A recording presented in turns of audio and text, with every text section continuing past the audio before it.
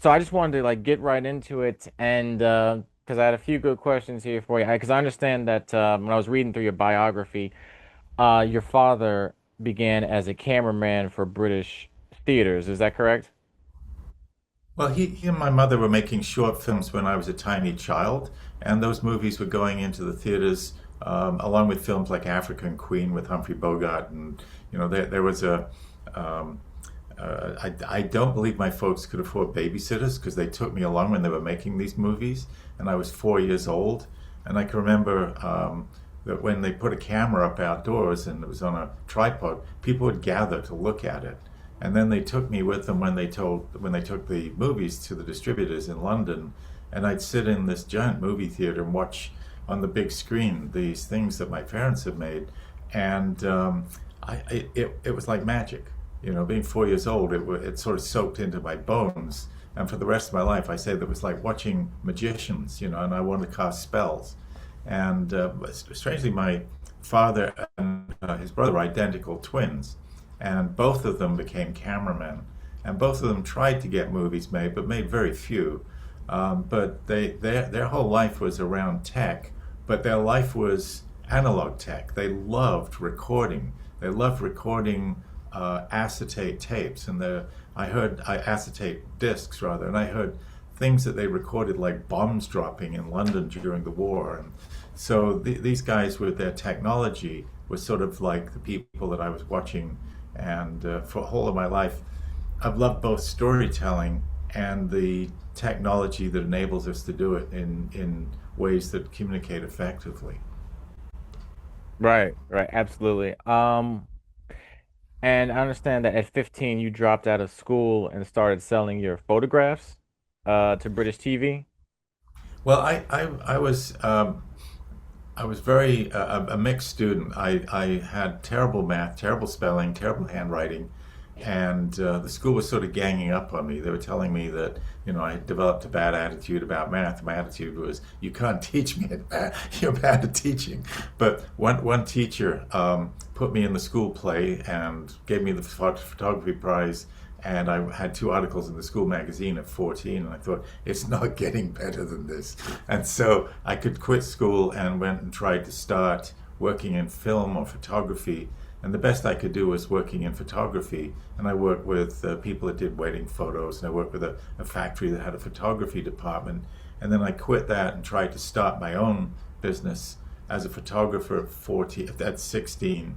I managed to sell a few photos. I did an article photographing myself in reflections, weird ones, and it was called Go Shoot Yourself. And I managed to talk the CBC into letting me, or they got permission for me to go and photograph the Rolling Stones as a teenager's candid view of who they were. And that was very exciting. But there was long pauses between successes. So I would have these opportunities. And one of the things I love doing is trying to help other creative people and putting my career in perspective. I don't want it to seem like it was all successes. I want to actually point out many, many failures, and other people encouraged me to keep going. And I wouldn't be. I never dreamed I'd end up in Hollywood having made feature films, but other people reached out and gave me support, and I feel like I have to do that for others now because I think being creative, Richard, is a vulnerability. You have an imagination, but you're creating things that have never existed before. You're pulling dreams together, and sometimes people with the best will in the world can say, "Oh, that's never going to work," and then they blow up your dream. And so part of what I want to do is to try and tell people, no, keep dreaming. You just don't know what's going to work out. You don't know what's in you, what you might discover in your life, and try and avoid these helpful, pragmatic people, who are doing the best for you. My school was trying to help me when it was telling me I wasn't doing very well. It was hoping it'd turn me into a bank clerk or something, And my joy is just that if I can help other people who are creative overcome self-doubt, overcome imposter syndrome, and try and discover who they really are, what their natural voice is, then I think I'll have been doing something useful. Well, that's good to hear. But like when you take a photograph, like when you're taking pictures, what's your process? Like, how do you capture the perfect image or photograph?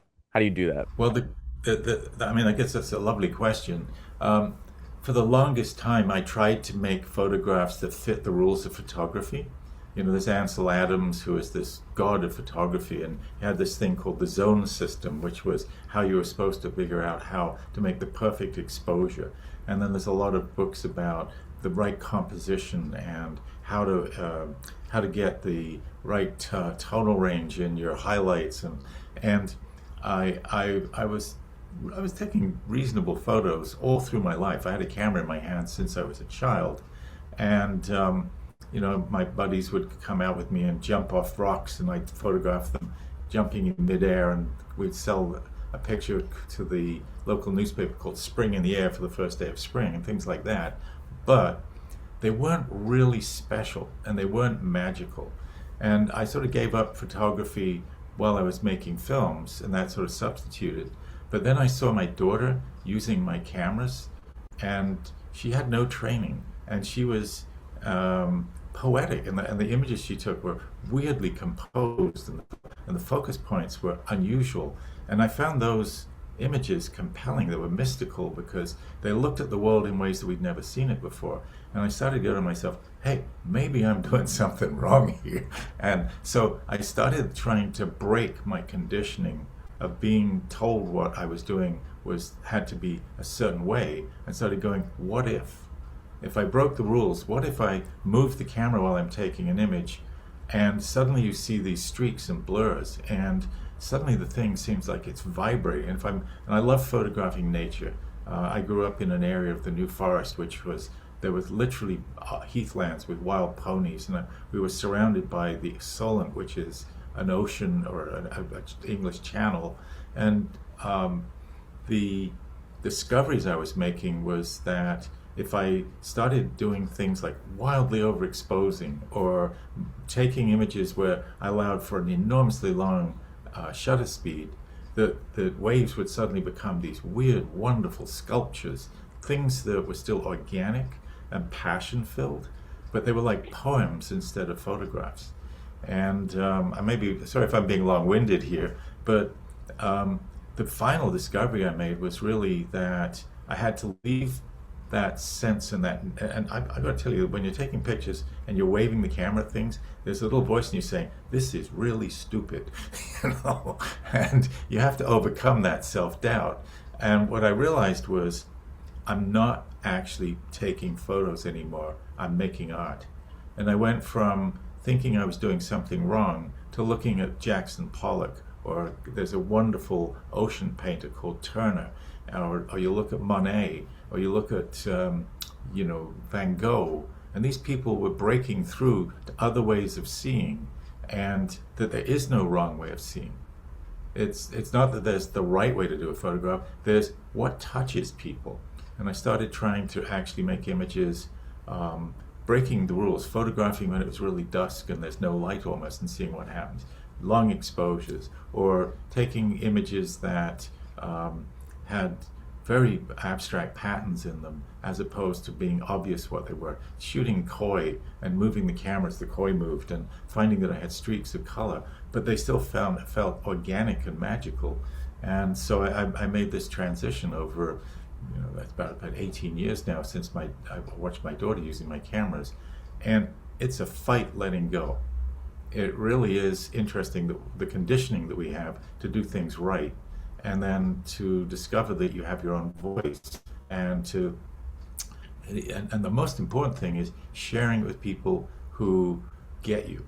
If you share it with the people who too early are unable to imagine how things can be, you're putting yourself in boxes. But if you can share your work with people who are also pushing to discover their own creativity, and I say helping you push through the pain of giving birth, then you're surrounding yourself with people that are pushing you to keep discovering who you really are. And I liken us to instruments, and we're all born, but no one actually discovers what we are. You could be a violin and I could be a drum, and some teacher with the best will in the world is trying to teach you how to drum with your body, and it's wrong, and you feel awful because they're telling you this is the way you're going to succeed in life.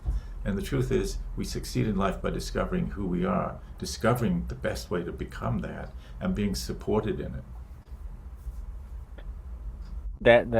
That's good to hear. Um, yeah, because I know a lot of people, a lot of photographers, painters, get a lot of their inspiration from Monet and Van Gogh. Um, Van Gogh's case might be different because I heard he actually had glaucoma, and that's why his paintings were the way that they were and kind of warped. So he was just painting what he saw. But But he kept doing that, and people would be telling him what he was doing. And his brother, despite the fact that he wasn't selling, his brother supported him and believed in him. And that again is that ally, that person that helps you get into your voice. And without his brother's support, those Van Goghs wouldn't exist, and we wouldn't have had the opportunity to see and learn, what his vision was like. yeah, but I wanted to switch to film because I know you're also a filmmaker. Uh, in the 70s, you and your friend John Watson, I believe you guys were Yeah. employed. Yeah, you guys were employed by Hollywood as creative consultants, and I just wanted to know how did you two manage to procure those jobs, so to speak? Well, the most interesting thing was when I was 19, I left England for Canada thinking I was a washed up failure. Really did think I was running away because I hadn't been able to get a career going in the arts in England. And in Canada, I found a culture where, in Toronto, young people were making films and they were sharing how they were doing it. And so when I was 22, I founded a hippie commune, a working hippies, I call us, because we all had jobs, but we are all sort of like counterculture and trying to discover new ways of engaging in life.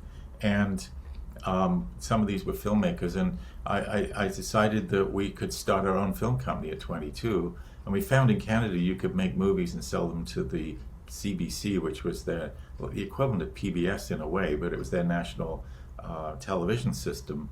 And so we were discovering that we could make our own films. And once you choose what you're choosing to do, we make films on the arts, on sports, on underdogs, on nature. And we also started to win awards, and we discovered that movies that are really exciting, visually dynamic, that end with a climax, that end with some kind of emotional payoff, win awards.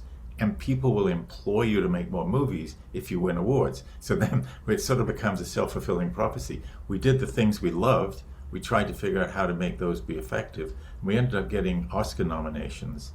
And then I was invited by Norman Jewison to come to Hollywood to be mentored after I directed my very first drama. And I was scared to write a drama. I was in my early 30s before I wrote any kind of script because I didn't think I was good enough.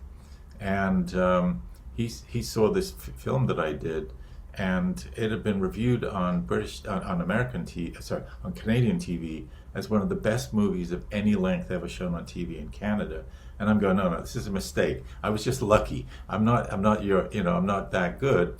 And he invited me to, and I started to learn in Hollywood, everybody's put in little boxes. Your editor doesn't get edit until after he's done 6 years of assistant editing, because that was the way at that time the union was working. And we had done everything. We loaded the cameras, we froze the film, and we couldn't afford to process it. We begged the labs to give us credit until we could sell our movies. And my partner edited, I shot. And when we come to Hollywood and realize we know everything. We know a bit of everything. We don't know Hollywood, but we know how to put a movie together. We know how to make a movie emotional. We know how to use music to make things seem more award-winning. And so we were engaged by Sylvester Stallone, who'd met me when I was working with Norman, when Norman was mentoring me on a movie called Fist, and it was Stallone's first movie after Rocky. And he looked at some of our films, and he thought of us as non-Hollywood.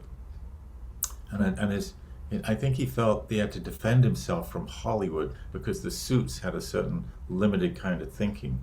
And he saw us as being the kind of people that were just fascinated by film and the discoveries of it. So he asked us to work with him on his first directing, which was a really cool movie called Paradise Alley, which most people don't remember. It's a very fine, well-made movie. And we came in and gave some thoughts and ideas, and we were involved in the advertising campaign, which blew our minds again because we watched how much money the studios spent on advertising, and we were given the opportunity to cut some of the trailers. And so we went in and we met with the studio heads in the distribution division, and we said, okay, what is your demographic? What are you aiming at? And they said, just cut a trailer. We found out that their way of doing it was to have maybe 4 or 5 companies cut trailers at the same time, and then they would test them and see which bits worked and put it all together. And we thought that was an amazing waste of money. They were paying us $35,000 to cut their footage. Well, we were overwhelmed with that kind of money because we were making movies for that kind of money. And we ended up where we cut a trailer for the movie Paradise Alley. They tested it. They didn't change anything. They just used it. And then they started to look at us differently, which is, how come you can do that? And then Sylvester asked us Sly is his name, said, would you help me on Rocky 2? I'm going to direct that. So he gave me my own unit with my own camera team while he was shooting the fight sequences. He gave me also an understanding of I watched him writing and watched his intuitional writing. And I'm watching a guy making a movie, and here he is, he has to have his body, so he's doing all the time, he has to have this incredible workout to get his body right so he looks good on film.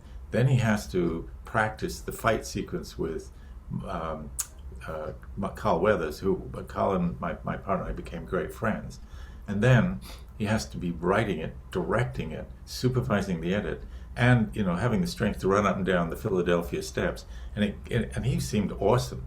And so he was wonderful. And he'd come to us and say, my editors are going nuts. They can't figure out how to put my movie together. And he had 1,000,000 feet of people hitting each other in a ring. And we were used to putting together documentary style images of sports and taking the most interesting angles and taking the most emotional character from the crowd, the one that's screaming, and putting them right before the horse goes through the finish line, and trying to find ways of making music peak so that your heart was bumping with the characters' involvements. We did a film on Secretariat, for instance, and and we did a film on a very successful Olympic skater, and so we were using techniques that we learned to help make Rocky 2 a better film. And we were given montage and fight sequences supervisors, and we made that film really emotional. And we were freed by Stallone to make sure that he got the vision that he had in his head on the screen, and we helped him to do that. That movie then made a lot of money, and so we were then asked to do other films. We did a little bit of consulting on Footloose. We did a little bit of consulting on a couple of other films that were getting made. And we also worked on a film called Victory, which was a film about soccer being played in a prison camp in World War II with Michael Caine. And it was directed by John Huston. And suddenly we were consulting on a John Huston movie. And all the time looking at, we had a film company, we had staff, we had clients, and we used to sell movies to clients, so we had the money to make our own movies. And Norman Jewis said to me, you have to come here. Your talent level is world class, and the only way you're ever going to experience opportunities is to come here. And so we actually gave our company to our staff and said, don't pay us anything for 3 years, see if you can keep it going, because we hate to see you lose your jobs, but we're going to see what we can do in Hollywood. And slowly we began to overcome our self-doubt and understand the myths. We would hire a writer to write something, and the studios would pay for the writer, and they give us a small supervising fee. And then we'd read what the writer wrote from the project that we'd originated, and we go, well, we could have done better than that. So we stopped holding ourselves back, and we started selling ourselves as writers, but we always sold ourselves as producers. And that was one of the key things in Hollywood, is producers don't really have a divine role. They very seldom get fired off movies. And we were times when the studios would ask us to fire ourselves as writers, but kept us as producers. And so even when we sold Hood Prince of Thieves, the major thing we were interested in when we were selling it, there were several competing bids, was to make sure we stayed in charge of our own movie because we knew how to make it and we knew how to make it look good. And we found that when you turn it over to people, frequently they didn't have the same vision, or sometimes their skill set wasn't in the same sync with the creativity that the material could define. So we learned to have the courage to go out and stick our neck out, and we did like 14 feature-length films and 200 or 300 hours of TV, and that I look backwards and I go, I never dreamed I would do that. I mean, that's a lot to unpack right there. I'm not gonna lie. That's wow. Um, but when you're writing a script like Robin Hood, what's your formula for writing a screenplay? Well, the first thing is I don't believe in formulas, and I'm really opposed to books that tell you how to write, that have these agendas in them, these rules. My instinct is that, as I go back to being an instrument, if you were going to write a script and I told you how to write it and all the rules, it would be intimidating. You'd find yourself constantly bumping into things that you hadn't necessarily got the skills to overcome. And yet, I think fervently that human beings biologically tell stories, and that each of us has our own vision and experience. And that I started writing the scripts that I thought the studios wanted and getting paid to write them, and realized that they were kind of dead because they're kind of like copies of what other people have done, and that's what they're asking for because they know how to sell it. And when I let go, when I said to myself, what does my body want to write? And what if I let my instincts guide me? I started to write what I called life scripts, which are passionate pieces of creativity, and they don't necessarily come to you in a logical form. Robin Hood to me was a film I wanted to write because my wife and I had a son together, and raising a child gave us a different perspective on life. And I'm watching Schwarzenegger and Stallone movies where mowing people down like Commando, the more dead bodies the better. And then we're looking at how much effort goes into raising a child.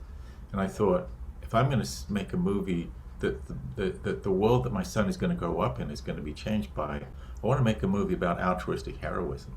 I want to make a movie which speaks to people sacrificing themselves for the future of others.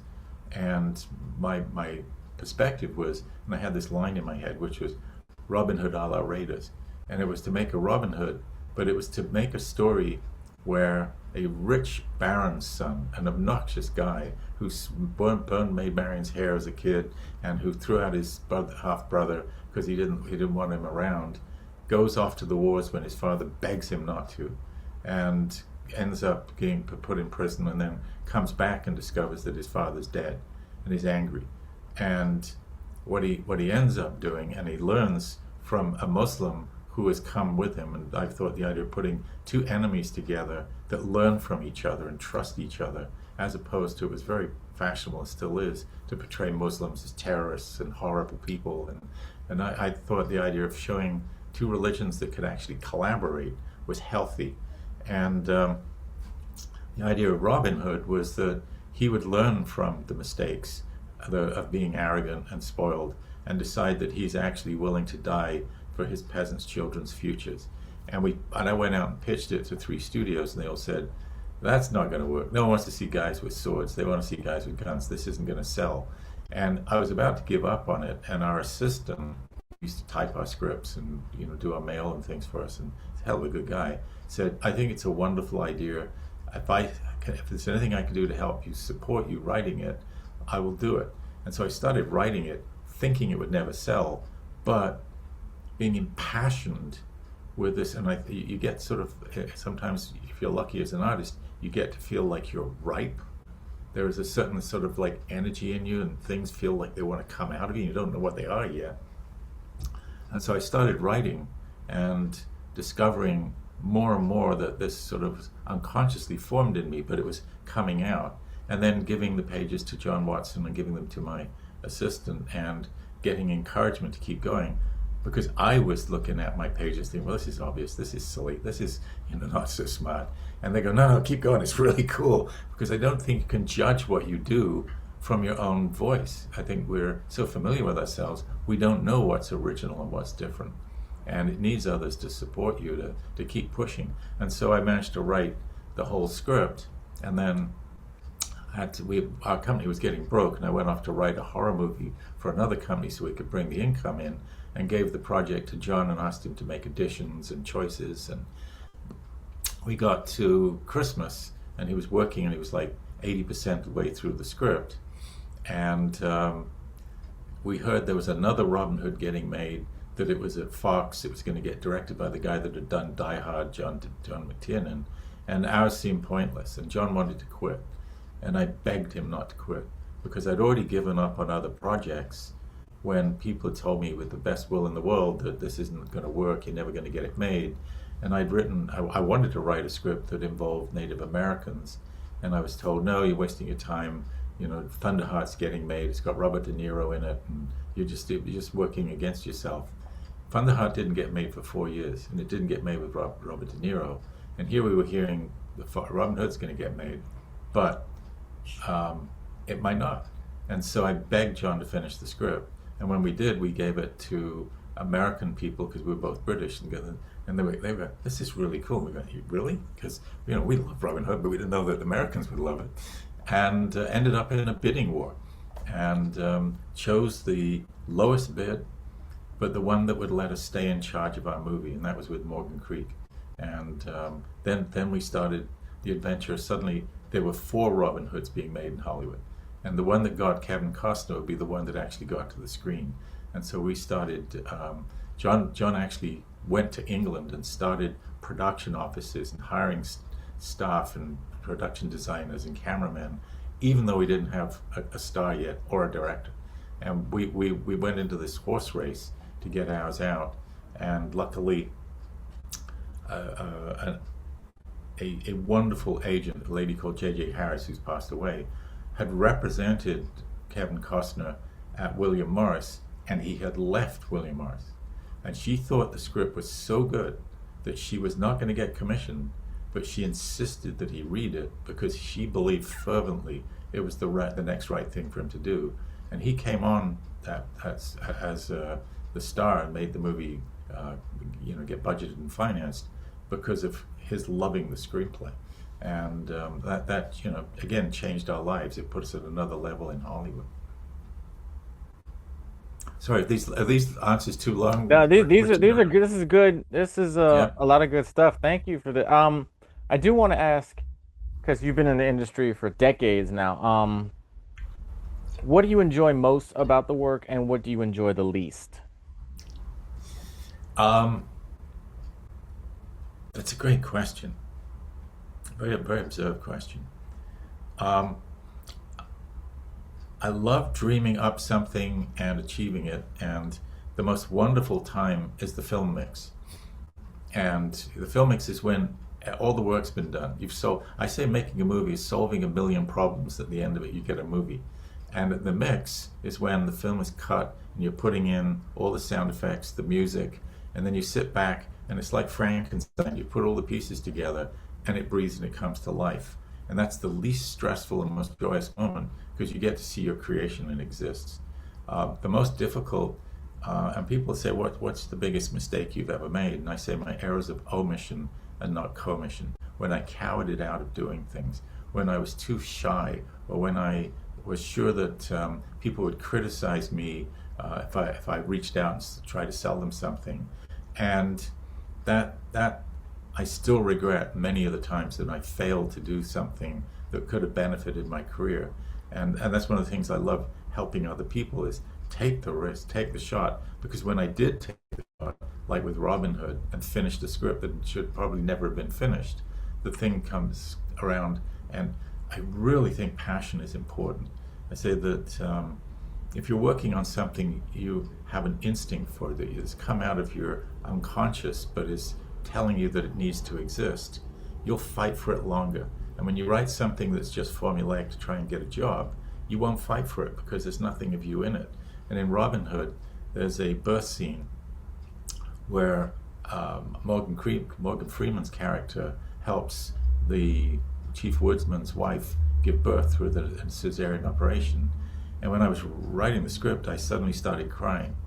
And I was writing this birth scene, but it was also metaphorically the same birth scene that I'd been through with my wife and my son, because we went through an emergency cesarean, and it was scary and shit. And they were literally yelling. They didn't have an anesthesiologist, and they were going to go in and take the baby out of my wife without any anesthesiology. I mean, and that's passion made me write it, and it wasn't like calculation. I'm going, oh, birth scene here. No, it just, as I'm writing, it just came to me that that has to be there. And I call the scripts that I write from passion life scripts. And I think that when people invest into something that comes out of their nature, those things are increasing their voice and their creativity. And even though, and this is the truth about Hollywood, scripts are like sperm here. They're everywhere. You know, they're all swimming towards the egg of production. And you can't judge yourself as a failure if you don't get your scripts made.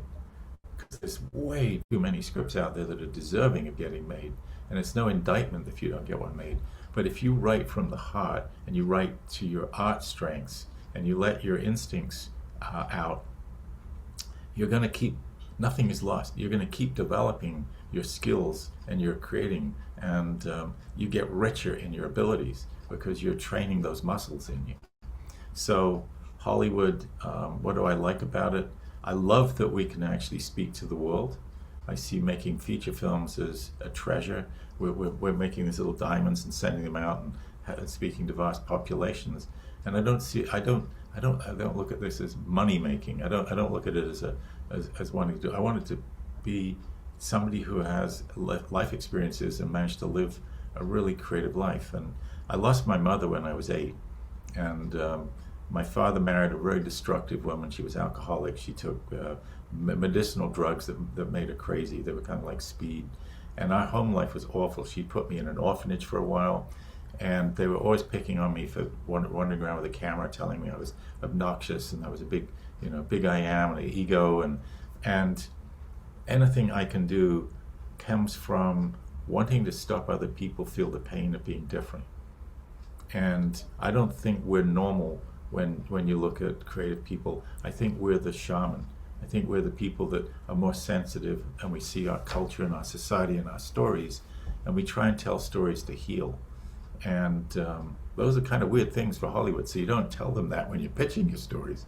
You tell them, oh, this is just like The Exorcist meets Alien, and it's going to sell lots of seeds. But in the center of that, maybe some dream that you have to change the world by putting characters on a screen that are doing things that you believe are important to share.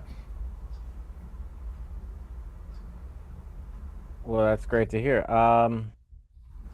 Sir, I really appreciate your time. Thank you for coming on. Tell me more about you. Oh, What made you invest in doing these, and the Wyvern, and what does it mean to well, you? the Daily Wyvern, it started as like something news. Like I wanted to do news articles, and then that changed into because I went to from 2020 to 2019 to 2022, I went to Howard University for Yeah, film. I went yeah. there for film, and I made a few decent short films there. And since I graduated then, I've just been bouncing around from jobs to like videography to music teacher because I'm also, I currently work as a music teacher. I'm a guitarist. Yeah. And yeah, I'm just trying to like make more documentaries, make more short films because I'm in the process of trying to make a documentary on education right now. Wow. Yeah. So yeah, I'm just trying to And like find the right what people. that fascinates me because the very first thing I did when we founded our company is made a film where we got 9 children and gave them and we got it funded with a grant. The idea that we'd like them to write a screenplay for a commercial selling life in any way that they wanted. And it was part of my hope that I would be able to work with these kids and show people what extraordinary imaginations were in young people, and not to underestimate their brains and what their creativity was. And we ended up, through luck, getting that nominated for an Oscar. And so all 9 kids got to fly to the Oscars, and It was my way of shooting hope across the bow of education, saying, look at these people that you're educating. Look at what wonder is in them, what capabilities are there. And so if you're making a film on education, it touches my heart. Yeah, I'll definitely send it to you once I'm done, sir. Yeah. Sure, that'd be fun. Yeah. Love to see it. What Yeah. else are you doing? I mean, you sound to me like you're exploring, which I think is really healthy. Yeah, I am exploring. I'm still in my 20s. I'm 28. I'll be 29 in September. So I'm still like it's my 20s. I'm still trying to like find myself right now. I'm just like trying to find full-time work because I work part-time as a music teacher and an admin, and I sometimes I even do freelance PA gigs and some construction work. Yeah. So, yeah, yeah, I did labor when I quit school. I unloaded railway trucks, and I worked in a fruit store pushing crates of fruit around for a while, and escaped it. Um, a couple of thoughts, Richard. One is, don't put a deadline on it. We tend yeah, to defeat ourselves when we put a deadline with no evidence of what it will take to get to a place that's allowing us to find ourselves. And I think the 20s is very much that. And in the 30s, you start to become solidly your own person because you're building on the foundation of who you and not on estimates of who you think you should be. And that what I hear from you is that you're doing the right things. And I'm sure it's hard to believe that because you're sort of like doing all these different things to try and find a pathway. But you're also training your nature and giving yourself input and doing things from either even working for other people and doing admin. We need to do admin to get a film right. You can't do a film without a lot of admin, and trying to do short films and get them out. That's what we did, and what's more important than anything is realizing that you're not alone. That what you're trying to do is you're exactly the kind of people I want to speak to, and say, I am not perfect. I didn't get here by being like in a motorboat. I got here by tacking in a sailing ship. And we tend to look at other people's careers, and they seem to do that. We're doing this and getting depressed about ourselves.